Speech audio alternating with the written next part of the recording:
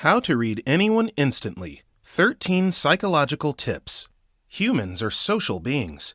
We live amongst others, long their company, and largely depend on others for our safety, our mental health, and personal development. Trouble is that other people can be confusing, deceitful, and dishonest. And there are many situations when we need to assess and read the other person quickly. Since we still haven't developed the power of reading other people's minds, and not all of us have a great sixth sense, here are some tips on how to read people instantly, from the way they move and speak, to the things they say and the way they talk. Number 1. Eyes. The eyes are often called the windows to the soul. This refers to the fact that you can learn a great deal about what a person is feeling or thinking just by looking in their eyes. That is, of course, if you know what signs you are looking for. If someone is looking directly at you while you are talking, that shows their interest and that they are paying attention to you. Averting the eyes indicates boredom and disinterest. When someone is blinking more often than usual, it may signal that they are nervous or stressed. On the other hand, blinking more indicates an attempt of controlling one's eye movements, which people often do when trying to hide something, commonly referred to as poker face. Number 2. Mouth. People use their mouths to express all sorts of emotions and thoughts. For example, if you see someone pursing their lips while someone is talking, that is a sign of distrust, and you can also assume that they are disagreeing with what is being said. Lip biting, if not done while flirting, is a pretty clear sign that a person is worried and anxious. Covering the lips is often an unconscious attempt to hide a smirk or smile, and it is done when you want to hide these indicators of one's true feelings. People also cover their mouth with their hand or just a few fingers when we subconsciously want to prevent ourselves from telling something. In both cases, it is a sign to be aware of. Number 3. Facial expressions. The faces of most people are very expressive. It is true that we can largely control our facial expressions, but most people rarely bother learning how to do that. Several emotions are conveyed through the face that are culturally universal: happiness, sadness, anger, surprise, fear, and disgust. Those emotions are usually easily deciphered. Smiling is perhaps one of the most telling expressions. However, when someone is smiling, you should watch their whole face, not only their mouth. If their eyes and their whole face are smiling too, that is a genuine, sincere smile. But if their eyes remain cold and they smile with the mouth only, beware, that person is not sincere. Number 4. Head movements. You can learn a lot from watching someone's head movements, not only their face. If someone is tilting their head while talking to you, you're in luck. That means they're really listening, they're engaged, and they want to hear more. If they're also doing small nods while listening and tilting their head, they are truly focused on you. If you think that nodding your head is a universal sign of approval, be careful when traveling abroad. In some cultures and countries like Greece, Cyprus, Iran, Turkey, Bulgaria, and Sicily, nodding is actually a sign of refusal. Number 5. Gestures. Gestures are one of the most obvious and revealing signals.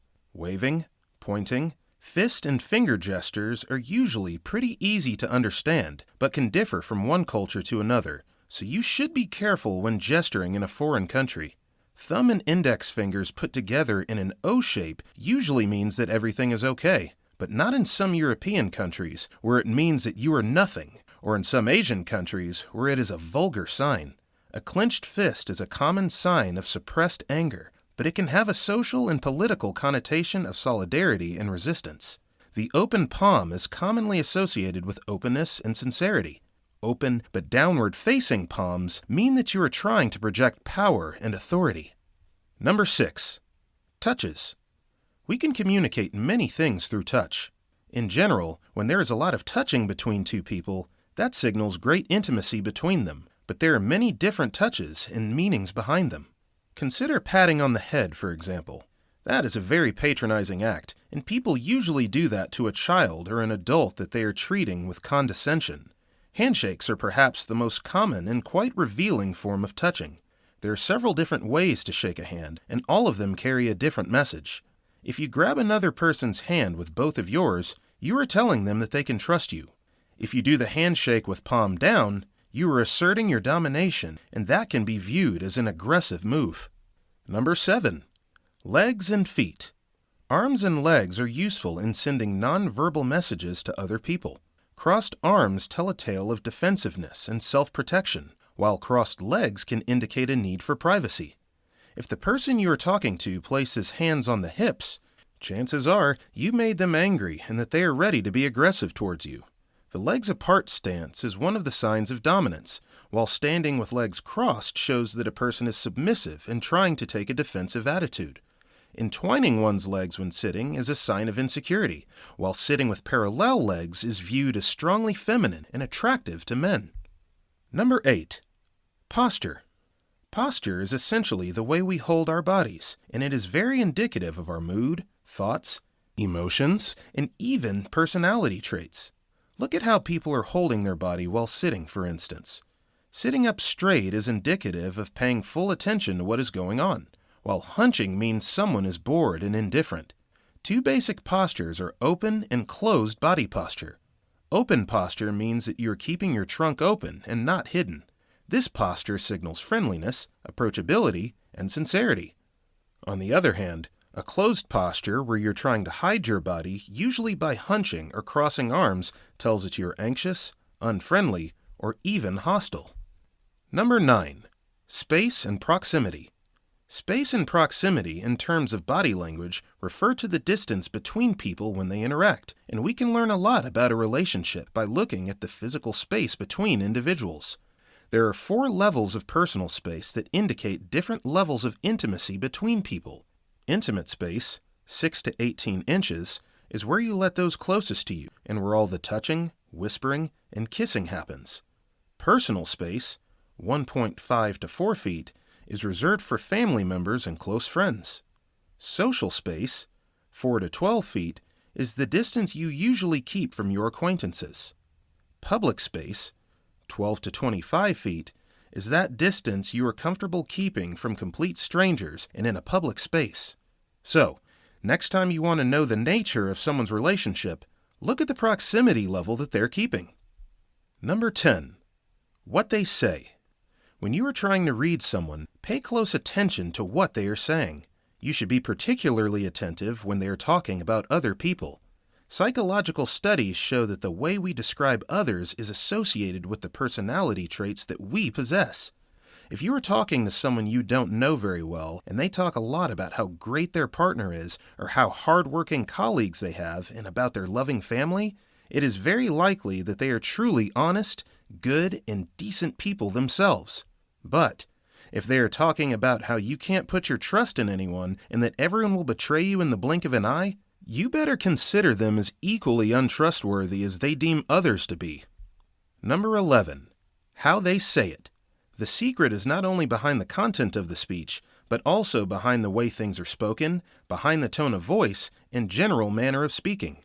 It is shown that 38% of what we absorb when someone speaks comes from these non-lexical components of speech, like size, the emphasis of certain words, speed of speech, etc. These signs can emphasize what you are talking about, but can tell a different story from the one you are telling with words. If someone is apologizing to you, but doing it by muttering through gritted teeth, you could assume that apology is not sincere. When you encounter someone speaking very fast, they are either excited about something or really nervous, and maybe both if they are expecting something good to happen. Number 12. Mimicking body language. Mirroring someone's body language is a way of bonding with them and an attempt to show them that you are alike. Mirroring helps us fit in successfully with a group of people by showing that we are similar to them. Not only that, but the mirroring serves the purpose of making others feel at ease and reducing the chances they feel threatened by our presence. This is a very powerful way of bonding that studies have shown extends to nostril flaring, raising the eyebrows, and blinking simultaneously. So, the next time you see a person mimicking your body language, you will be able to recognize that they want to be accepted and create a deeper relationship with you. Number 13. Personal accessories. People are making a point out of jewelry and various accessories. And they are right. You can convey many messages by the personal accessories you wear. Various accessories give you lots of opportunity to perform many revealing gestures with them. One of the first things that comes to mind is wearing glasses.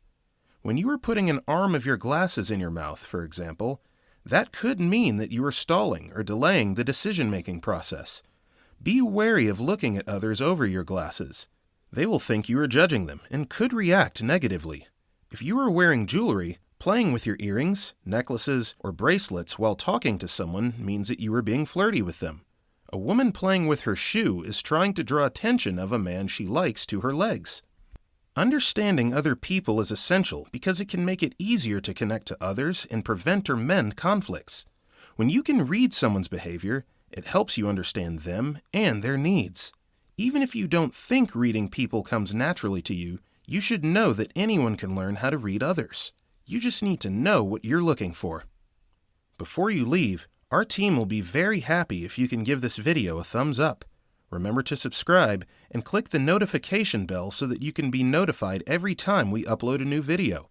Thank you for watching, and see you in our next video.